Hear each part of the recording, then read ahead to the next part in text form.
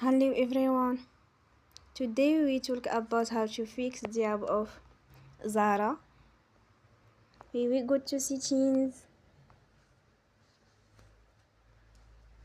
then we click on apps. After that we search the app Zara and we click the wheel on for stop. After that we go to storage, then we click on clear cache. In the end you will turn your Wi-Fi and you will turn again. Don't forget to support us by like and subscribe.